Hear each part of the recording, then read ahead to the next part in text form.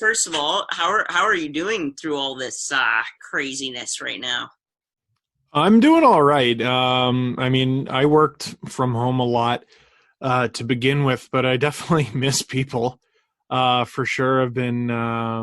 I mean, I should mention I also miss sports. I miss new sports to talk about, so that's been a pretty big change. But been doing a few Zoom calls with some friends. Was talking to my mom and dad and sister recently, and it's just not the same. It's cool, but Yeah, we're lucky to have the technology, but you're right. we definitely are. It's just so weird. Yeah. Um, how has work been going? I've been watching a bit of your classic LFRs, but they're not really the same either. Yeah, I mean, it's been going better than I thought for sure. People seem to really like the stuff I'm doing with Sportsnet. The watch party did really well, and we're gonna do another one next weekend. The Dang It's videos are great because we're looking at the greatest misplays of all time, Yeah, and the trade tree videos. Those are always based on history anyway. The only issue with those is they take forever and they're really hard to make. But yeah, I've been getting by. awesome. Well, as I know personally, hockey is life for you, as it is for me. But some of the viewers might not know that. You've always been, very open about the Leafs. You're, known for, screaming at the camera every time they do bad, and screaming A little bit. positively when they do well. Can Mhm. you recall, maybe not the moment, but the time when you wanted to start doing this? Ooh, sort of. There's been a few different moments, right? So I started making these in October 2007, making a video after every Leafs game, and it was excuse me, it was shortly after the Leafs' first game of the 2007-08 season. I decided to make a video because I saw a headline in a newspaper bad mouthing the Leafs, and it made me mad. So then they won their next game, I think, and I made a video about that too. And then by the third video, that's when I decided, it'd be kind of fun is if I tried to do one after every single game. And it was like giving myself it was like a self-appointed internship because a lot of people I went to school with all had internships, and I didn't really have any practical experience. And back in 2007, YouTube was sort of this, land of the weirdos, like where, it wasn't taken as seriously as it is today. So it's where strange people went to yell, and I thought, well, this is perfect for me, and and I'll just try to do my best, and this will teach me some discipline. And I only missed a few videos that year. I think I still ended up doing. I did well over 75, and I think in my 13 seasons of making videos, um, other than the lockout shortened season and the COVID shortened season, which is this one, I think I've only missed like 6 or 7 videos ever. So it's Wow. When did been a it haul. set in? Like, obviously, you got hired by Sportsnet and whatnot, but when did it set in that you could do this as a career instead of a side hustle, so to speak? Yeah, that's another tough one to answer because as you get older, your interpretation of making it changes. So a couple years into making videos, I got approached by Nike and they asked me if I wanted to go to the World Juniors that year. I think that was the 2010 World Juniors, and then the Vancouver Olympics. I see you got the Vancouver Olympic Yeah. jersey in the background. Um, oh God, that was such a great time. Oh, yeah. So I remember going there and seeing the gold medal game and getting paid to do it and just being like, oh, this is the life. Like I haven't even graduated yet, but I've made it, and this is how the rest of life is going to be. And then for about 2 years after that, the opportunities were much different. I was interning at a couple places, but like just sort of puttering along. And it wasn't until I don't know. It's two pronged. Getting hired at Sportsnet was big, but I would say my real I think I've actually made it this time moment wasn't until my second year at Sportsnet, probably 2015, 2016. because instead of having a behind the scenes job, I was just making content for Sportsnet. So I was writing for them and making videos and stuff like that. So when yelling about hockey became my only job, I was like, okay, I've made it. Right, and that's just it. Like I've watched you probably since 2010. I'm sure I don't know if you remember. I did interview you in college about the lockout, I do and remember. I was about 2 years in at that point because, like you say, YouTube was kind of new. It was kind of like MySpace in a way, where, like you say, the weirdos hung out there. It wasn't. Yeah. Now it's pretty much the main, channel to watch videos. Who would you say inspired you the most to follow that dream of being, a sports journalist, so to speak? That's interesting. I don't really know. I just always enjoyed watching hockey growing up. It was really just my passion for the sport, really. Like I just the yelling about my hockey team through the good and the bad, like that was, I had to get that out. Yeah. It was never, hey, I bet I could turn this into a money-making scheme. Like I had to get those feelings out of me. I needed an outlet. And I was just really lucky to have really supportive friends who didn't tell me like, hey man, like, you keep yelling in your bedroom, like the cops are going to come. Like you're, what's wrong with you? So it wasn't so much an inspiration. I guess my inspiration would be hockey and the Leafs, but it was the people who supported me, my friends, my family, and my girlfriend at the time, now wife. So I'm a lucky guy. Yeah, for sure.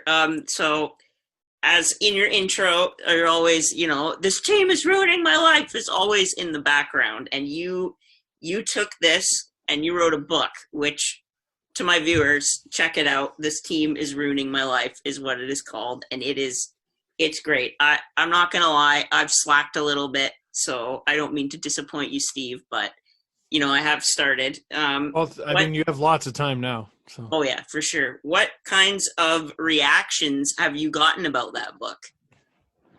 Oh, lots of different ones. I never expected it to be a bestseller. I was very happy.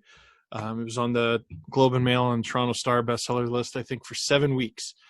I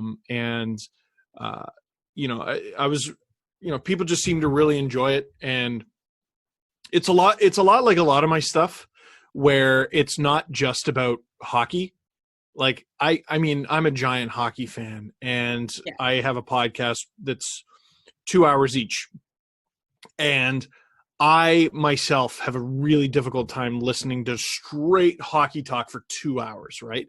So we always try to make it, a little bit about life and just what's interested us. And that's sort of what the book is. So the book is, I'd say, part being a Leaf fan, part trying to, get into sports media and stuff like that, but also part just growing up and, maybe part of the reason that we've met, and I hope you've gotten to this part of the book is, I talk about my sister and, sort of her impact on my upbringing and just, the impact she's had on my life. So it's a lot of human element stuff. Exactly. And it's, like you say, there's happy, there's sad, there's everything in it. And like you say, you don't want to be so one-dimensional that only hockey fans will read it. Like I recall even in the foreword, you said, whether you can't stand me, you love me, or you don't know who the hell I am, I hope you pick up this book, and thank you for doing so. Because what really strikes me with you is you're just like me. Like I'm yelling at the TV all game. Like whether it's good or bad, it's like, come on, ref, or yelling for a goal, whatever it Swear is. Words. Yeah. It's crazy. Like hockey just runs my life as well. And that's why, you're quite the inspiration, to be honest. So there's that. Well, thank you. Yeah, no worries. I have a little segment here called Rapid Fire, just a few random questions here. So sure. Being from Ontario, who would be your favorite person from Ontario? Oh, wow. My favorite person from Ontario. Well, James Reimer is out. He's from Manitoba. Felix Potvin is out. He's from Quebec. Oh, my favorite person from Ontario. Where are you from? Oakville, Ontario. You. Awesome, thank you. You were my sister. There you go. I'll say my sister. There you go. That's a good one. What is your go-to number when playing hockey? I like wearing 10. Number 10. That's I a like good wearing 10. My jersey number is 10 because I didn't have a jersey when I started going out. I didn't have a Leaf jersey when I started going out with my wife. And I told her if I were to get one, I wanted a player who I thought was going to be there for a long time. So I asked for an Alex Steen jersey because he wore 10 with the Leafs. At the last minute, my buddy very wisely said, Steen might get traded. Why don't you put Dangle in the back? So she ended up doing that, but they didn't know what my number was because I never played growing up. And so they just went, screw it, make it 10. So I took 10 off of Alex Steen. And in the 13 years I've been making videos, only one other Leaf has worn 10, and that was Brad May. And that was a long time ago. And now no one can wear it because it's retired for George Armstrong. Yeah, well, there you go. I've thought about changing it because it's retired, right? I don't know. I feel dirty wearing it. You feel a little dishonorable. Yeah. What is your go-to meal? Oh, man. Every time I go to a restaurant, seafood pasta. Gotta have it. Yeah. I'm all for that. It's been a while. That reminds me, I should have that. Yeah. Who is your favorite band? Oh man. Favorite band? I do really one of my favorite albums ever, I guess, by a band is oh my God, I forget the name of the album. It's a really long name. It's by the Arctic Monkeys. Their first album, the one that went big on MySpace. Whatever people say I am, that's what I'm not. I don't know. I think that's what it is. Yeah. No, I know the album. I'm drawing a blank too. Yeah. Really like that one. And you worked at the zoo for a bit back in the day. What was your favorite animal at the zoo, just out of curiosity? Favorite animal at the zoo. The animal I got to spend the most time with was the camels, because I worked at the camel rides and I got to feed them. And you got to be careful feeding them. And they don't have top teeth. I think they do at the back, but they just got a plate up top. I'm going to say the camels because we hung out. We're yeah, cool. Me and the camels are cool. We'll go with what you know, right? And last question: Who do you like better, Iggy or Charlie? No comment. No comment. Okay, that's a smart answer. That's a smart answer. It's they've become a big part of you, so I'd say 50-50 is a good one. Who do you like better? Yes. Yes. Okay. Perfect. Sounds good to me. I'd be the same if I had two. It'd be hard. All I have is a budgie, so my budgie's my favorite, I guess. I got you. So back into the questions a bit. The whole reason I'm doing this is for disability awareness. Your sister Rachel was born premature and is diagnosed with CP, autism, and a few developmental disabilities. Yeah.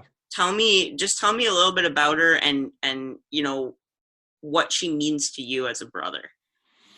For sure. She doesn't speak. She doesn't speak English the way you and I do. You know what I mean? The way we're just having a back and forth conversation. My parents and I call it kind of Rachel speak. It is English, and she does sort of have her own way of communicating, and sometimes she says things that are the opposite, but we all get it. She's not independent or anything. She's always going to live with my parents, but she lives a happy life. She has been doing a lot of singing. She loves watching shows, and sort of the discovery of Netflix, because my parents still have a VCR. Like, Rachel still loves watching videotapes. So her finally agreeing to go towards Netflix has been huge for her and the family. We both just make a lot of noise. We're like our parents, So Rachel and I are very loud, and our parents seem proud of both of us. Good, good. Yeah. Our family too. Oh man. It's like my mom always says, "Stop yelling." I'm not yelling. I'm just excited, mom. Like Yeah, I'm expressing myself. Leave me alone. so as I'm sure you know, disabilities come with quite the they lend quite a bit of perspective and they teach you quite a bit like just about life in general and how to get over certain issues. What have you learned from Rachel throughout your life? Patience for sure. Understanding, trying to, because like with her, like a lot of problems aren't solved in a moment. You know what I mean? And it's Yeah. not as simple as asking, what do you want? Does something hurt? Does this or that? So probably empathy and patience. But my wife would say I'm still working on the patience thing. So I'll say empathy. Yeah, I think impatience comes with the territory. I think it really I mean, I've been waiting my whole life for a cup. I think that's pretty patient, but whatever. what kinds of charity work have you done on behalf of her? Well, there's this guy right here. Oh, it's difficult to point. There it is. I got that Stanley Cup replica, but it doesn't belong to me. It's just mine for the time being. Right. So we raised money for the Eric Lindros Celebrity Hockey Classic, which is in support of Easter Seals. Basically, you put together a hockey team and you get to play with an NHL alumni, which is pretty cool. I started playing, I think I've been in 3 now, but my first one, Ken Reed from Sportsnet invited me to play. And I had never played ice hockey before in full equipment. And I probably would have said no had it not been for the Easter Seals aspect. And I told him, I go, Ken, I don't know how to play. And he goes, so? Which I didn't think, it seemed like kind of an important factor to me. But he told me, don't worry about it. There's lots of novices on the team. Sure enough, I get out there, everyone's flying around me and everything. I was terrified. But the next year I kept up with it. Helped put together 2 teams and we raised a big old bunch of money. And then this past year, Rachel's Raiders, which is the name of the team. I'm still brutal. I'm better, but I'm brutal. Scored a goal this year. We were the top fundraisers. I think our team raised, it was $103,000 or $104,000 for Easter Seals Ontario. So Rachel's had a big impact. Easter Seals helped out my family when I was younger. We went to the camp twice. I think Marywood was one of them, and why not help them out when I can.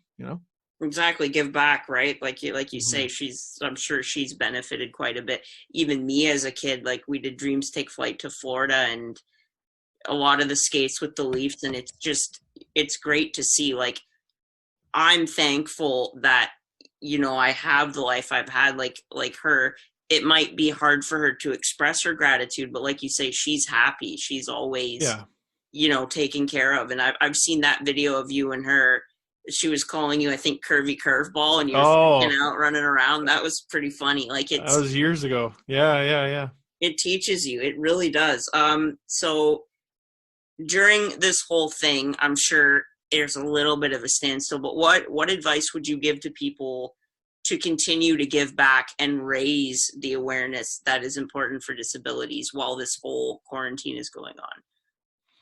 Yeah, I would say, they say in times like these, you see people's true colors and everything. And at the beginning of all this, people lost their minds a little bit. They're buying, 20 cans of canned food and all the toilet paper. Toilet paper is more valuable than diamonds right now. And everyone sort of goes into a selfish sort of survival mode. And, me first and my family, obviously, and then everyone else, is second. And listen, I get it. I totally understand. I want toilet paper. I want, my dogs to be taken care of and my wife to be taken care of and my parents to be taken care of and everything. But I think it's really important that people not forget to help. And this is a time where I know you're in survival mode and, looking out for yourself, but people need your help now more than they did before.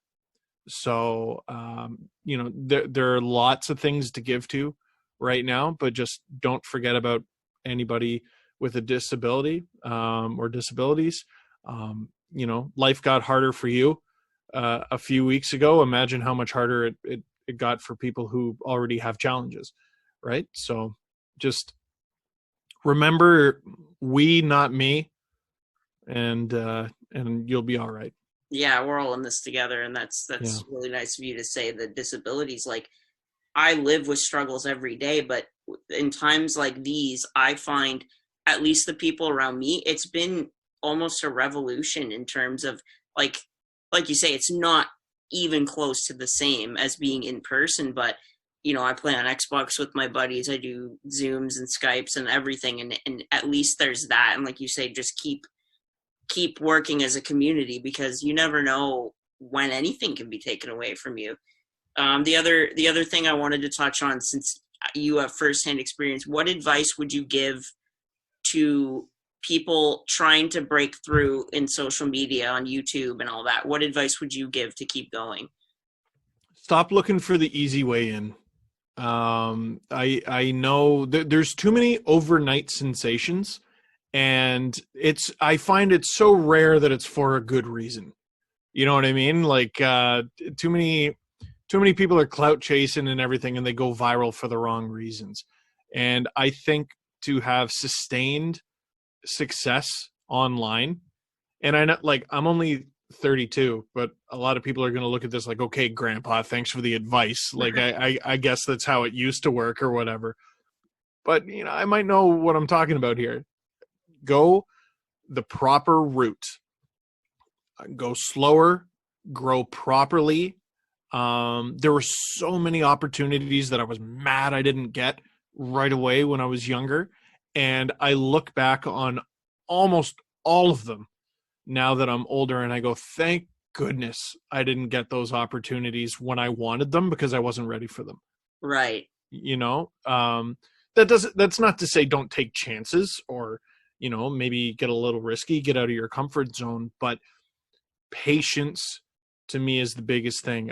So many people, it takes a little bit of effort to start a podcast or start a YouTube channel. It takes a lot of effort to continue it. And I see so many people fizzle out after a couple weeks or a month. Keep at it. And once you cross, I think that like 6-month threshold or something like that, then you should be in a nice flow, cruise control. Well, not cruise control. You want to always be evolving, but it just becomes much more of a routine, and you start to notice things that you do. And it's good to be good at networking and everything, but I think content is king. Content is queen. Content is the most important part. So your focus should be on making good stuff, not on getting popular. You know what makes you popular? Good stuff. Yeah. Well, that's just it. That was a huge learning curve. I took a social media marketing course to get myself into this, and it's been hard, but if I give up now, what's the point? Like you say, you have to build that community first, and that's by making things. And I know it's hard. Like sometimes I freeze and I get stage fright even on a camera by myself, but same. Still. Yeah, you still do, exactly. But like you say, uncomfortable things usually bring great things, and that's I think key with you. Like you say, 2007, like that's a long road. It ain't a short road, that's for sure. Yeah, and it doesn't have to take 13 years. No. There's other guys who have done it much quicker, but it does take time, and I would say probably years. Yeah, just maybe not 13. Exactly. Well, that's about all I have, Steve. Thank you so much again for taking the time to do this. I'm sure you're a pretty busy guy. If anybody watching wants to check him out, it's Steve Dangle across every platform pretty much. And definitely take a look at his book, because it's worth it. Yeah. The little bit he's read is great. All right, Steve. You have yourself a good one. Thanks again. Thanks, man. You too, Clayton. All right, take care. Later.